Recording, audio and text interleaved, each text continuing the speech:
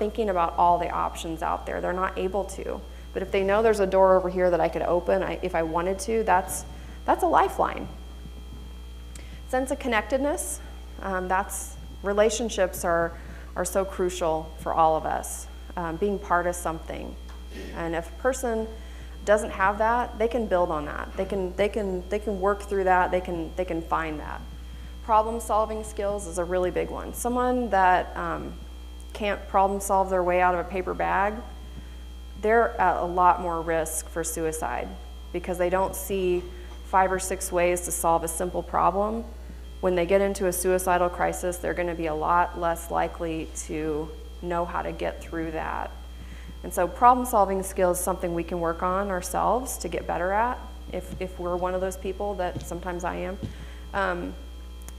Thinking through multiple ways of handling any situation. Okay, I need to get my house painted. How could I do that? Let me think of 3 or 4 ways. If I can only think of one way to do it, that kind of thinking, that's not good. You'll get boxed in. Sense of spirituality, of course, that could mean church, religion. It could also mean just a sense of where do I fit in the world? Is there someone in charge? Is someone driving the bus? That kind of thing. A mission or purpose, just kind of being part of something, bigger. That could be coming here. Physical health, so having physical health, being as healthy as you can be, eating well, sleeping well, getting exercise, all that stuff, we take care of our bodies. That stuff is stuff we can do stuff about. We can get more sleep. We can go to the doctor. We can take our medication. Being pain-free, getting pain issues addressed. That's a pretty big one. Employment and social and emotional well-being. Those are all things. These are like if we were to break down like different sections of our lives, like any of us, we can work on all those areas. So those are protective factors. So many of you have lots of these, I'm sure. Have a lot of these protective factors. I know I have some of them. I don't have all of them. And I work on the ones that I don't have or that are maybe a little bit weaker. Okay. All right, so I mentioned access to lethal means. That's a risk factor. I'm going to go into a little bit more about that. Okay, lethal means. Lethal means are anything that could be used by someone experiencing a suicidal crisis. This is kind of graphic, so I'm so sorry. Items like firearms, medications, alcohol, opioids, other substances, ropes, cords, sharp objects, knives, stuff like that. Cars, motorcycles, yep. We could keep going. I have lots of ideas. That any of those could be deadly if they're close by, if they're easily accessible by someone who's not doing well. Okay, and this is where we're going to talk a little bit about firearms. The method used by someone when they have a suicide attempt impacts how life-threatening the injury could be. That is just a fact. I'm going to be showing you guys a pie chart here in a second that'll really outline that. We know that about 90% of suicide attempts by firearm are fatal. And those that do survive those or other attempts usually don't go on to die by suicide. So those are just some things to think about. This has really borne itself out in the research that the VA does on veteran suicide year after year. This has never changed. These percentages and the way that survivors feel when they survive a suicide attempt. Okay, so these are some different methods that folks do die by suicide. So these are completed suicides or people who have died by suicide. We can see in the veteran population the red part of that pie chart is deaths by firearm. Okay, so for our veterans, it's almost 74% of the time when there's a death by suicide, it's by firearm. And for the general population, it's just over 50%. And that makes sense. because our vets have familiarity with firearms. They a lot of times have own firearms. It's part of baked into their life, probably where people came from, and sporting and all the things.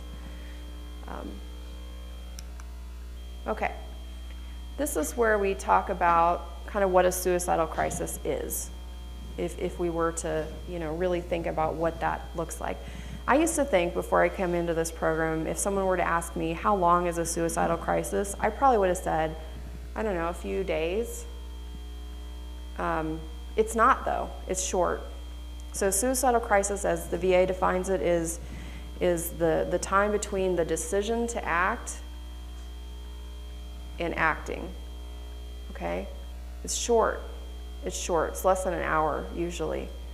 There's a build-up, of course, and I'll show you guys the next slide. We'll kind of show what that looks like as a picture. But getting to that point and being at that tippy top of stress and just being done, and reaching for a firearm or going ahead and doing whatever it is very short. And so when we combine that short crisis period with access to firearms and how lethal they are, that's where I was telling you guys earlier, our country has way more suicides than other countries. It's because of that. Okay, so this is this little pyramid things. Now over here, we've got our firearms. So 85 to 90% of those, as we said earlier, are fatal. Attempts by firearm, 90% of those are fatal. All other methods combined, only 5% are fatal. That's really alarming. And I really get so much out of this information that helps me talk to veterans when they're not in crisis, when they are doing okay, just about the seriousness of the lethality with firearms, and when things aren't going well in a person's life, and having access during that time, and how that's something, when they're doing okay, they can make plans for maybe their buddy to hold onto their firearm, or using a gun lock, or things like that, just to make it a little bit harder to be able to act when that stress comes on.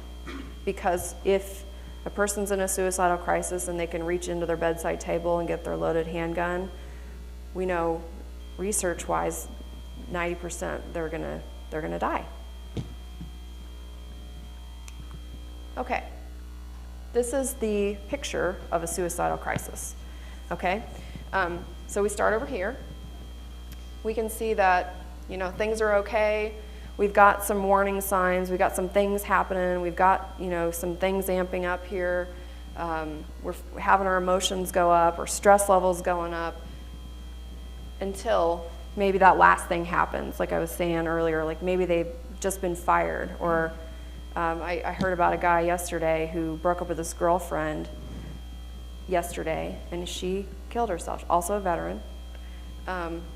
Right after the breakup. Because we know that's what happens. So, I mean, it did not surprise me. It's terribly sad, and we tried to intervene, but she had a firearm, and she died. So this is where it happens. When the crisis point gets to be so much, this is when the suicide attempt happens. Now, if there's no behavior, there's a thought, they want to have a suicide attempt, they want to die, but they don't act on it because of whatever. Maybe they don't have access to lethal means, or maybe they've got a friend that intervenes. If they can allow time to pass over here, those emotions come down. We know that. We know that from lots and lots of thousands of interviews with veterans who've gotten through suicidal crises. There's only so much time that a person's brain chemistry can be highly activated. There's only so much of that adrenaline, those chemicals that can flow through our veins for only so long. That's just physically not sustainable. And so if we can allow time to pass during that crisis, we're going to feel different. It's just like the weather. If we can wait, the storm is going to stop. Emotions are no different. It feels so real in the moment. It feels like this is the only thing I can do, But it's not true. Our minds play tricks on us, and we don't see all the options. And so it's really important if you've got somebody that that's got some of those risk factors, who's going through some stuff, tell them about this. Talk to them about it. And we can all think about times we had something really stressful happen. Maybe we had a car accident and we're just like up here with our stress level or anxiety. And if we can wait, if we can allow time to pass, we feel different the next day. That's how it works. So that's why, some of the guys that I've worked with over the years that have been high risk, and we maybe go talk to them later in a group setting or something. When we show them this risk curve, they're like, oh, that makes sense. I didn't know that. Okay, lethal means safety and suicide prevention. Lethal means safety reduces access to a method used to attempt suicide. Secure storage of lethal means is any action that builds in time and space between a thought and the ability to act on it. I'm not saying put somebody on a list. I'm not saying take away firearms. I'm not saying that.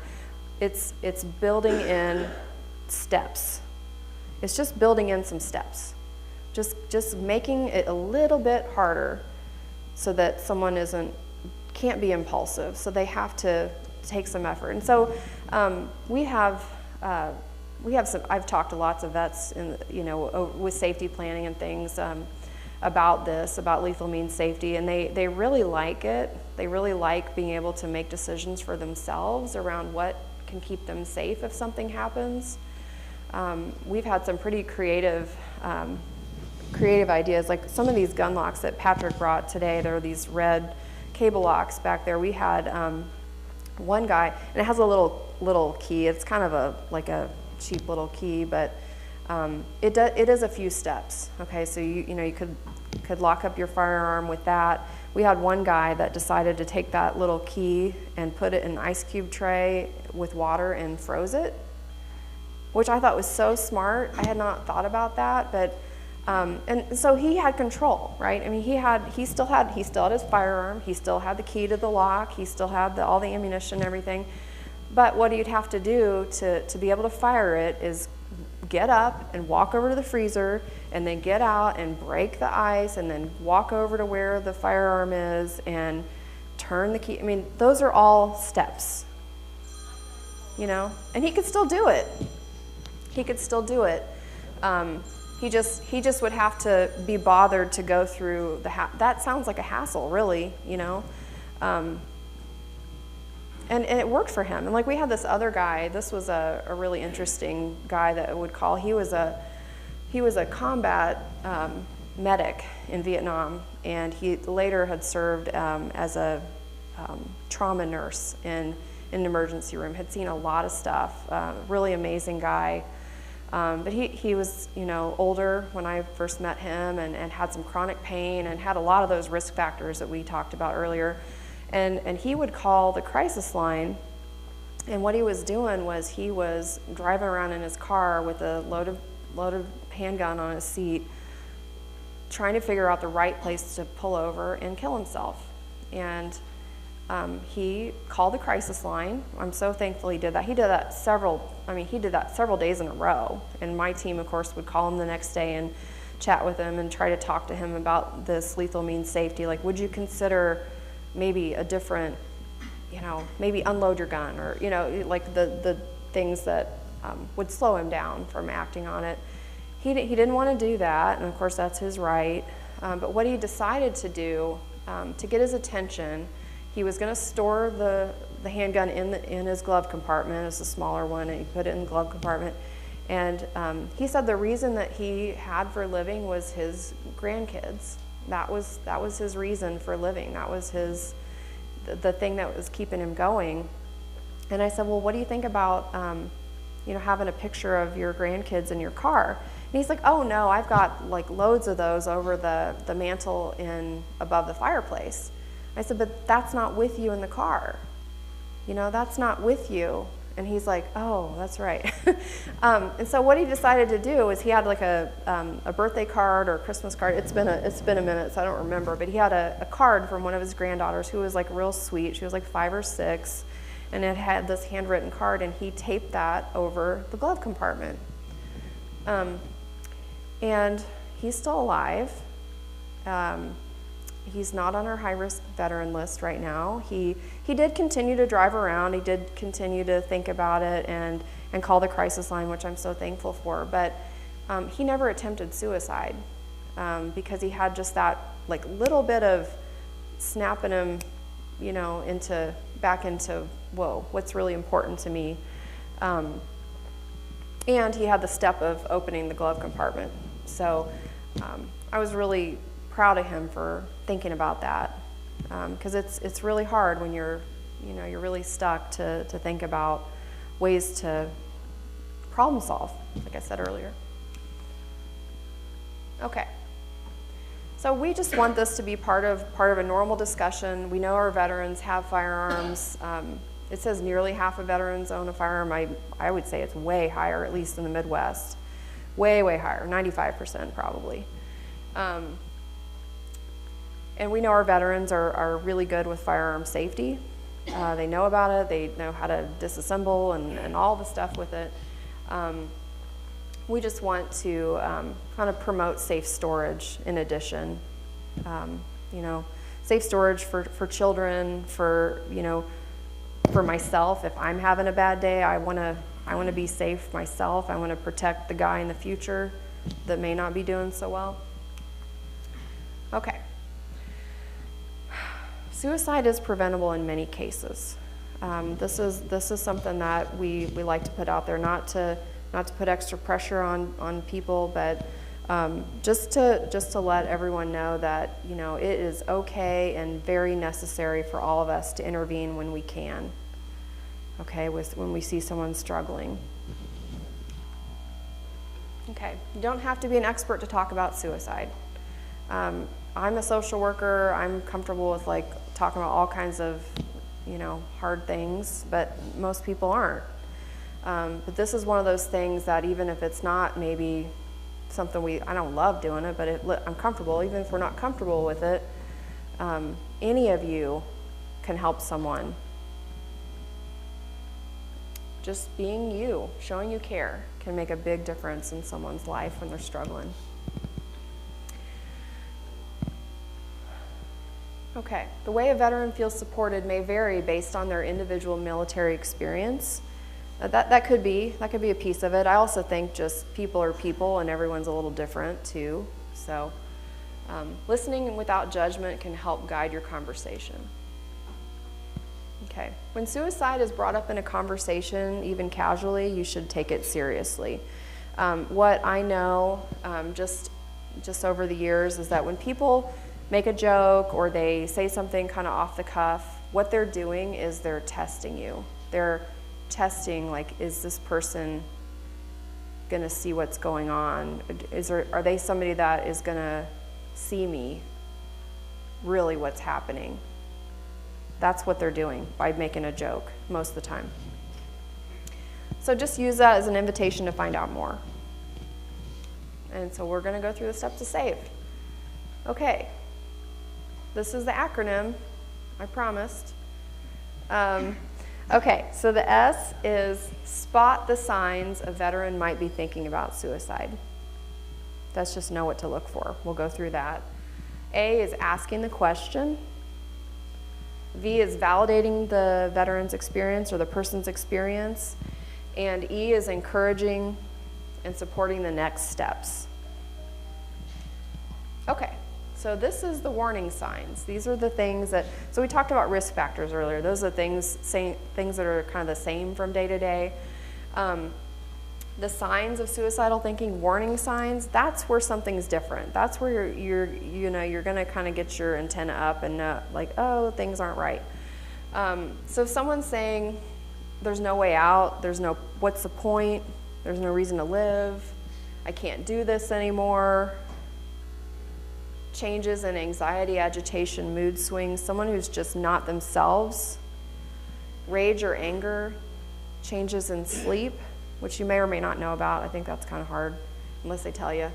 Engaging in impulsive, risky activities. Someone's driving crazy. Someone who's picking fights in the bar, that kind of stuff. Increasing alcohol or drug use. And withdrawing from people, that's a very hard one to see unless you know to look for it. Because you can't see what's not there. But if you know your neighbor has all this stuff going on and then just received divorce papers and then you haven't seen him, not good. Okay, immediate attention is when someone is talking about death, dying, and suicide, even if they're joking. We know this. When you ask them, they say, yeah, I am thinking about killing myself or hurting myself. They say yes. And they may say yes. They say they have a plan for killing themselves, or you're seeing self-destructive behavior. Those are things where the record scratches, everything stops, and we are having this conversation, even though it's awkward. Okay, we're going to move on to ask. How to ask the question. This is something that you're just going to have to know who you are and how you speak, and you're going to be you. You're going to check in with someone. The way you talk, the way you speak, however it is fine. But you may want to think about it now, think about how you would talk to someone, we don't role play. I mean, I hate role plays, but essentially you want them to answer this question. Are you thinking about killing yourself? Okay, so I'm going to share with you what I do that works for me, that fits with me. Let's say I've got someone with me who's got a whole bunch of risk factors. They're in pain, they're not, they've been drinking a lot, they've just lost their job, they've got all this stress going on, they've separated from their wife. And then they tell me that I just can't do this anymore. And so I've compiled a list of things already that I'm like, oh boy, this is not good. And so what I do is I just list off all the things that I know. Say, hey, I want to share something with you. This is what I'm seeing, and this is what I know about is going on with you. I'll list off the 5 or 6 things, and then I just stop talking at that point and let them absorb the fact that I've put all that together, because they may not have either put it together. So I do that, just kind of hold a mirror up to them. This is the stuff I'm seeing. And I know that makes you at risk for suicide. And are you having those thoughts? Are you thinking about suicide? And then the best way I've found is just to wait. Just stop and wait. Because what they're doing during that pause is they're thinking about, okay, does that all make sense? Is that right? And can this person handle the answer I'm about to give them? That's what will happen during that pause. That's what works for me. That's how I speak. That's probably not how you guys talk, and that's fine. Just you just want to be you. You're not a robot. You're not a social work robot like I might be sometimes. Just be you. Use the words you use. If you curse. If you use the words you would use, but get the answer. You really want the answer. You want the real answer. You're not going to ask you're not thinking about suicide, are you? Like a no answer. You're going to keep it open-ended because you want the real answer. You don't want them to wiggle out of the conversation just because it's awkward. Because they will. If you give them an out, if you say, well, you're not thinking about killing yourself, are you? They're going to say no. 100% of the time they're going to say no. Because they do not want to have that conversation. They know you don't want to have that conversation, and they're going to let you off the hook by saying no. But that is not the right thing to do. It's better to get the real answer, even though it's awkward. That's what you want. Okay. So as far as when to ask the question, you want to ask the question as soon as you got your little spidey senses up. That's when you want to ask it. Don't wait. Don't wait till next week. Don't wait till tomorrow. Ask it right now. Ask it even if it's going to derail your evening plans. Really, because once you've got enough information to ask the questions, that's what you're doing. You're not going to your next meeting. You're not going to bed. You're going to get the answer to this question, because that's what's important. Because if you don't, you want to be able to sleep at night.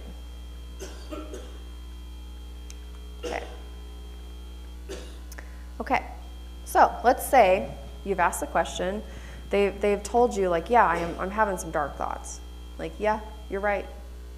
I don't want to be here anymore. And I hope they say that. I think they will, probably, you know. I think they'll tell you.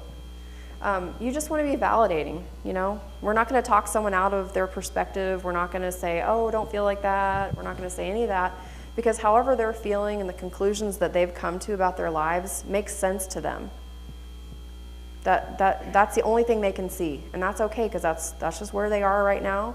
We know people in crisis have a very small pinpoint focus. They cannot see everything, all the options like you can. Okay, so this is kind of what it says. It's kind of small, I know. It says, be willing to listen and allow them to express their feelings. Check your biases and assumptions. I know some people really feel like suicide is wrong. You know, it's just like immoral. This is not the time to bring that up. It really doesn't matter what you might be thinking about it, because what matters is getting this person to the point that they want to be alive again. That's what we want to focus on. Talk openly about suicide. Be respectful. Be encouraging. Be hopeful. Yeah. And what I think works too is just say, well, yeah, I mean, how could you not be thinking about this? It's okay to say stuff like that. That's not saying you understand and you want them to attempt suicide. That's just saying it makes sense to feel the way that you're feeling and to having the thoughts that you're having. Who wouldn't be overwhelmed? You're not sleeping, you're in constant pain, you just got served divorce papers. Of course you're feeling trapped and hopeless. Of course. They're going to feel so relieved if that's the energy that you're bringing to them. They're going to feel like, okay, I'm not crazy. Like, I'm just in a real bad spot. Okay, try to stay calm. It is very hard to do this, okay? So as many times as I've sat with people when they've not been doing well, they've been in crisis, and I've been doing this a long time, it's really stressful. And I'll tell you this, you guys are going to be exhausted afterwards, like exhausted, because it's so stressful. But try to stay calm.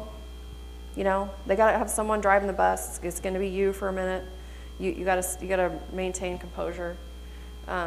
Listen more than you speak. Try not to ask them a lot of questions. Just listen. Be supportive. Be encouraging. Don't promise them any quick fixes, but just like, yeah, makes sense. I do think things could get better for you, though. I don't know how exactly, but I don't think this is hopeless. I really feel like let's see what we can do. That kind of stuff. Be encouraging. Okay, this is E, the last of the acronym. Encourage support. So once you go through that, you kind of on the same page with the person. They're being open with you. You got them. You're feeling okay about your relationship. Your rapport with them is okay. Just tell them like how concerned you are about them. Yeah, it makes sense you're feeling this way, and we have to get you some help. Be reassuring. Stay with them until you get them some help, whatever that looks like. And we can talk a little bit about that if you guys got questions. Okay. Let me go back to this one. Getting help. Okay. So let's say you got someone with you that does need help. Let's say it's middle of the night, you're having a drink with your neighbor, and all this stuff comes up. You want to get someone to check them out before you go to bed. It doesn't necessarily mean they need to go to the hospital right then, but what I would do in that situation is I would probably call the crisis line. Just say, hey, can we just call the crisis line together and let's just have them put their head together with us and just see what we need to do here, because I know you're tired, I'm tired, we need some help here. And most of the time they're going to be okay with that, believe it or not, because it feels kind of like a relief to have some help when you've been struggling. So you can get the crisis line 988, even if you're not a veteran, call 988, put it on speakerphone, just tell them what's going on. Most of those calls, it's just a phone call. Nothing happens. The only time we ever see dispatches go out or welfare checks is when we've got someone with an active suicidal plan with a means and the intent to act on it right there, which is not most of the time. It's a small percentage of the time. So just let them know. It's just another head to put together with. You could also bring it, let's say they are in crisis and you feel safe to drive them, you can drive them to the nearest emergency room. Let the professionals evaluate them, essentially, is what we want you to do. Okay, once again, the steps to save: spot the signs of suicidal thinking, ask the question, validate the person's experience, and encouraging getting help. That's SAVE. Okay, you guys got any questions about SAVE before I go into some of the resources that we share with our vets?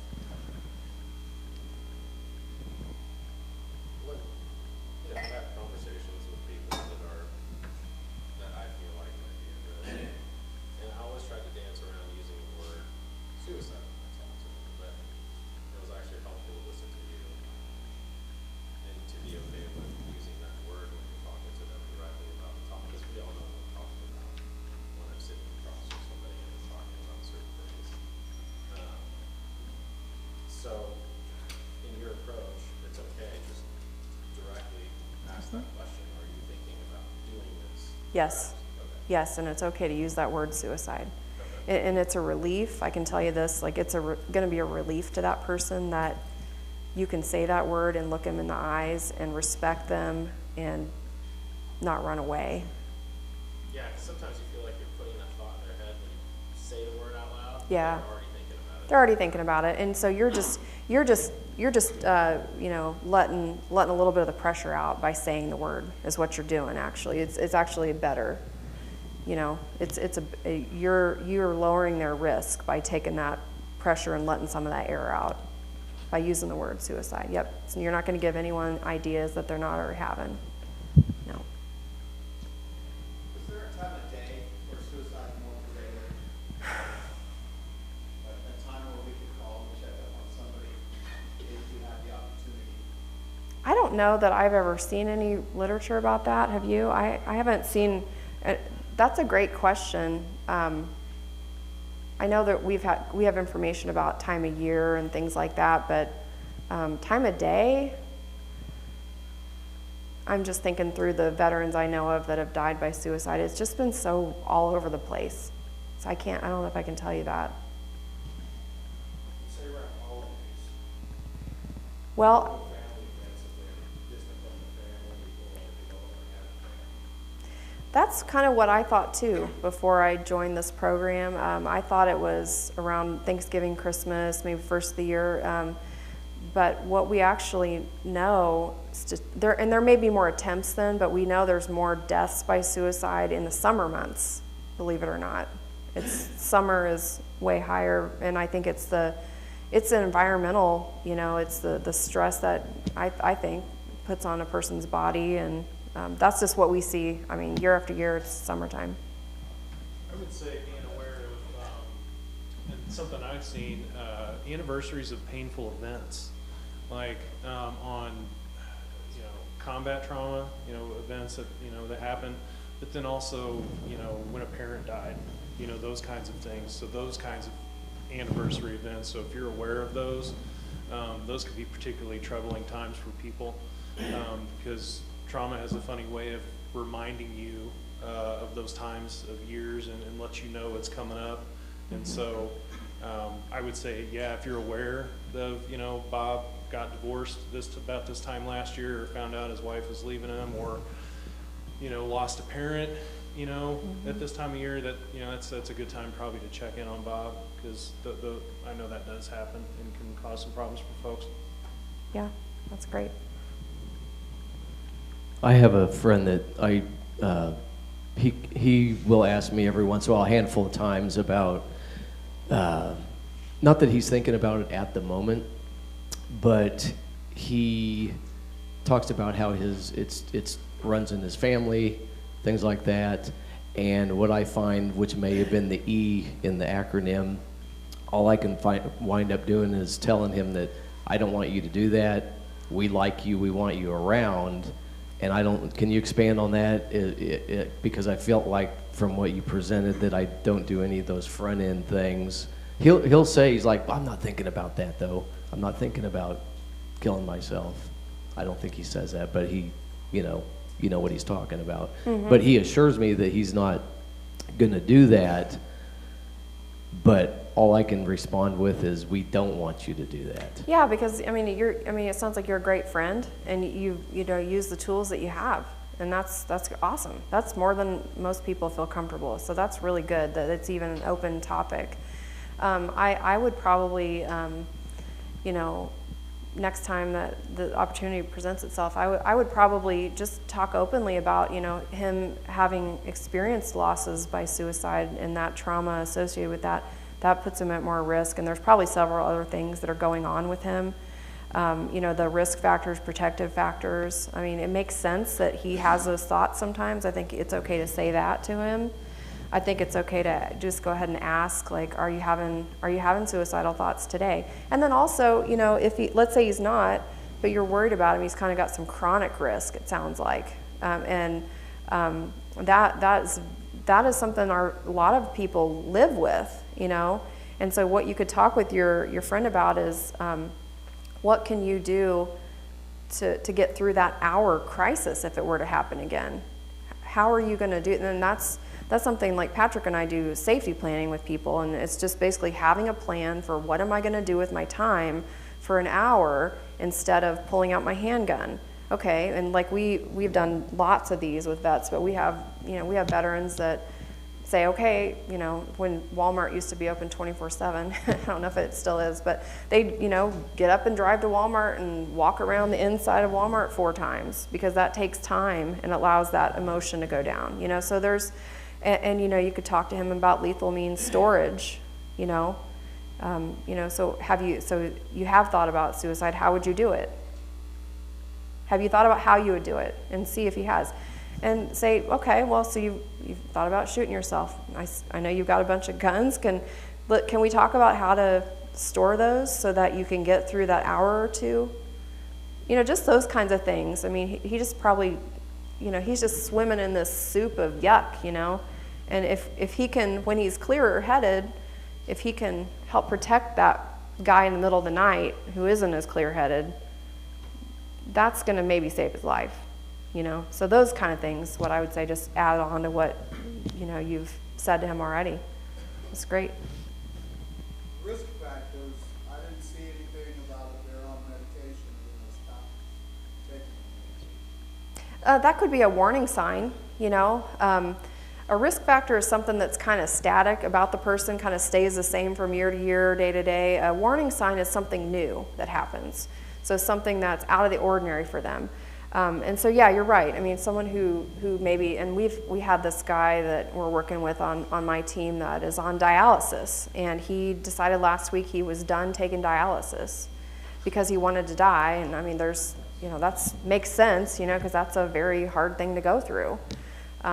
And so someone deciding to stop taking their medication, life-saving medication or otherwise, I mean, yeah, that's definitely something you want to kind of put together with, the whole picture of what's going on with that person and talk with them about. Just say, like, I'm concerned that you are having thoughts of suicide because you've stopped taking your blood pressure medicine, and, your son just died, and, your knee hurts all the time, and, you just retired, and so you've lost that. Like, I'm really worried about that you might be having suicidal thoughts. So yeah, I mean, that would definitely get my antenna up if I were you. So that's definitely, and people have different reasons for stopping medications. It's not always about that. I mean, usually it isn't, but I'd sleep better at night, delving into that a little bit, if I were you. Okay. Any other questions or things you guys want to share before I move on to some resources? Patrick? I would just add one thing, kind of going off what you were talking about. The research talks about this, but then Cara can certainly speak to anecdotal experiences. People who struggle with suicidal thoughts, part of it is there's a sense of feeling burdensome to other people. And so continuing to let him know that you want him to keep talking to you about it and keep being open with you You know, they're very sensitive to feeling like people are better off without me. And so continuing to keep that dialogue open and reinforcing that it's totally okay, you can talk to me. I want to talk to you about this. I want you to reach out to me whenever you want to keep them talking and keep them engaged. Part of that is building connectedness and making them feel a part and like they have a support system. So being mindful of that burdensome feeling that they can experience and do experience, and continuing to keep those lines of communication open and just say, hey, I'm here for you. Call me whenever. You know, continue to reinforce that you are a support system and willing to do whatever to be there for them whenever they need that. And so, you know, that's one thing I would just add to that for sure, because back in my clinical days, before I got into this particular role, you know, me and Cara can always pick out the memories that stand out to us, but the veteran who sat there and spent half of our session convincing me why his 16-year-old daughter was going to be okay when he was gone, and listing out her resiliency, and she was smart, and she was social, and just all these great characteristics about her that was going to make her okay after he killed himself. She's not going to be okay. And so we had to kind of unpack that, and Cara talked about role playing. I was like, I don't know what to do here. All right, we're gonna role play. I'm your 16-year-old daughter. Tell me how I'm gonna be okay. And he couldn't do it, but he was, you know, felt like such a burden, and was just continually going on and on about why other people were gonna be better off without him. And that's just not the case. So continuing to show people that they matter and you want to be a part of their life, and you really want them to be a part of, you know, your life. And so continuing just to show that and express that is pretty critically important. That's great. Yes. I'd go along with that. After I retired, I had one of the kids that worked for me, got divorced, and on the anniversary of his mother's death, he killed himself. But I was talking to another guy that I worked with. I said, to me, it was a very selfish act. He was divorced, but he had 2 kids. He didn't think about them. He thought it's all about me. And to me, that's why I look at it. It's I'm hurting, I'm taking care of me. I don't care about anybody else but me. Well, it's yeah, I mean, you could look at it from that lens, but it's also that when a person's in crisis, they don't have the ability to think about other people. They don't have the ability, they're not well. Well, but that's what I'm saying. Yeah. To me, it's selfish. It's all about me. I've got the problems, but they don't ever think about how it's going to affect somebody else. Yeah, and so you may want to think about how to say that, in a way that, a person wouldn't, feel judged, but you're right, because when a person's in that much pain, that's all they can think about.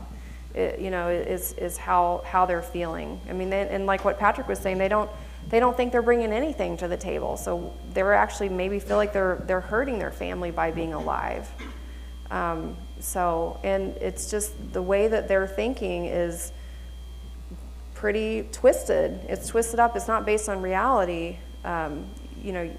Most of the time that's not true at all.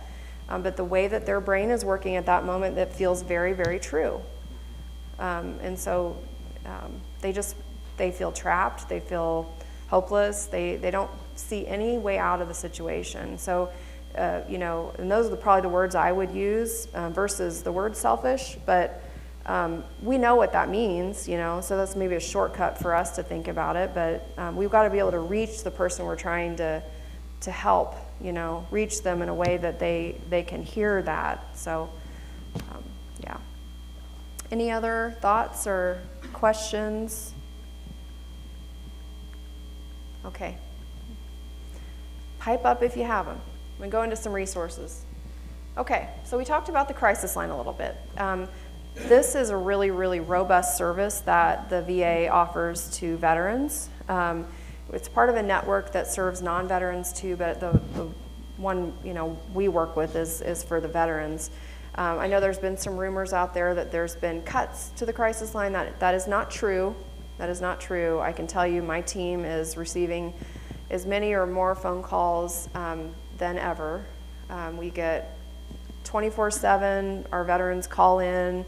And what typically happens during those phone calls is they They talk to one of the trained responders. They get through that 20 minutes to an hour, and they're alive at the end of that. And if they want my team to follow up the next day to check on them, we're happy to, we love doing that. They let us know. They send us this whole dashboard and stuff. They send us emails and stuff. So we know exactly who called, what they said, what was going on. And we will call them the very next day and just say, hey, looks like you had a rough night last night. I'm just checking on you. You know, how can we help? What do you need? And that's the best time to problem solve is after that crisis has happened, you know, is once that storm has passed and they can problem solve again. So that's what usually happens. From time to time, they do send out welfare checks if someone is imminently at risk for hurting themselves. And what they do is they send an ambulance out to do an evaluation and offer care if they need that. Sometimes they don't. It's just better to get someone in front of them, talking to them. You can tell a lot more about a person in person than over the phone. There's a text option that some of our younger vets like. So that's 838-255. And there's also an online chat that's available.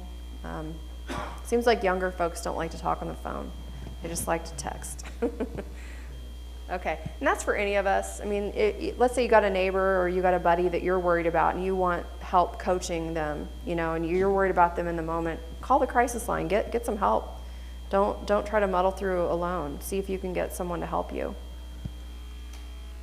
Okay, so this is just kind of the history of the crisis line. I'm not going to go through all this. I'll just say it started in 2007, and we've had 369,000 emergency services dispatched over that time. Since that time, it's been almost 18 years that's been in existence. And so those are lives saved a lot of times. We are able to get out there, intervene in person, and get a person brought to the hospital, get through that crisis, get them some help.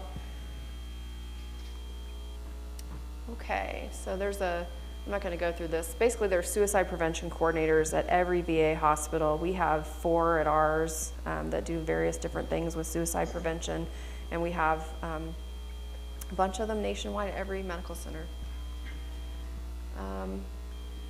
Okay, these are local resources that you can go through. VeteransCrisisLine.net is a way to look. Don't wait, reach out. This is one of our big campaigns. If this is a good place to start for family or friends, to go to don'twait.reachout. Lots of different resources for family and friends there. Did mention the cable locks earlier that the VA provides. We can get cable locks to any of you guys and to any organization if you need those for free at no cost. We can ship them right to you if you think you've got a place that you could set them out and give them out. That's an option. I know at the Kansas City VA, we're able to mail them directly to veterans. We have a lot of virtual appointments and stuff, so it's not easy to lean down in a drawer and just hand them out. We mail them out all the time. We mailed out 6 to 8 today that were in. They saw their doctor virtually and they contacted us and we stuck them in the mail. We also have another newer program that it's still real. We don't have the kinks worked out, honestly, but we've got a firearm lockbox program that we're starting up at the VA so that any veteran can get handgun storage in a lockbox with a keypad code for free. That's something that's available. Like I said, we're still getting the kinks worked out on that, but that is at no cost to our vets. Caregiver support program. This is essentially a place that you can call if you're concerned about a veteran and you want some help. We used to call it coaching into care. Helped our caregivers, friends, families know how to talk to our veterans who are in crisis. So caregiver support has taken over that function. There's a phone number for them. It's pretty hard to see down here. It's 855-260-8255. 3274. Okay. All right. VA is all over social media, of course, Instagram, Facebook, X. That's it. You guys have any other questions or things you want to discuss?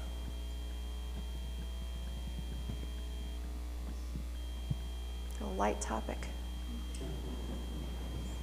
Yeah, I appreciate you guys listening and, you know, caring so much and being open to us coming out and talking with you. I've got some business cards I'm going to leave on Patrick's table back there. If you guys have any follow-up questions, I've got email, cell phone, you know, please reach out and let me know how we can help you. Okay, thanks. Thank you, Cara.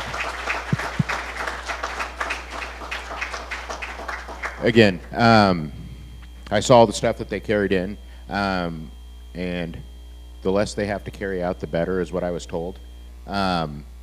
If you have like an office, you know, building where you're interacting with the public, I would encourage you to, you know, grab some of this stuff, whether it's a stack of their VA wristbands that have the 988 number on it.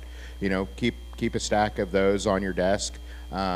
You know, even the gun locks, the coasters, the koozies. I was talking with Cara earlier. I keep a couple of those koozies, you know, in my car. You know, so when I'm out with friends or something and we're sitting there drinking a soda, you know, I have one and it's like, here you go. That's just, you know, again, it's spreading the message. It's getting it out there.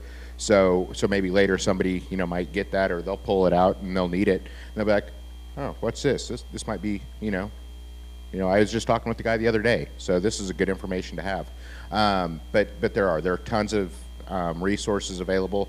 At FISH, we are not professional licensed clinical social workers, but we do have those connections to get somebody. So like if you need to reach out to somebody, you know, Mark and I are here.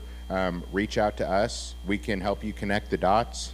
We're not going to put on our Superman cape and fly to your house in the middle of the night. Or we might. You never know, depending on the day. But that's not really our focus, our mission.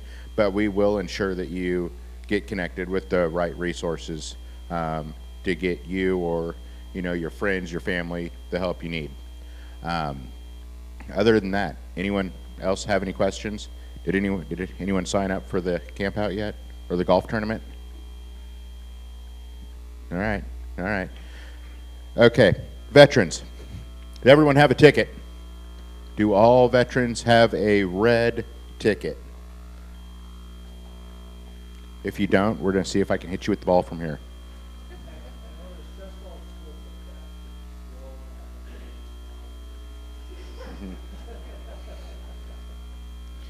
All right, let's see here.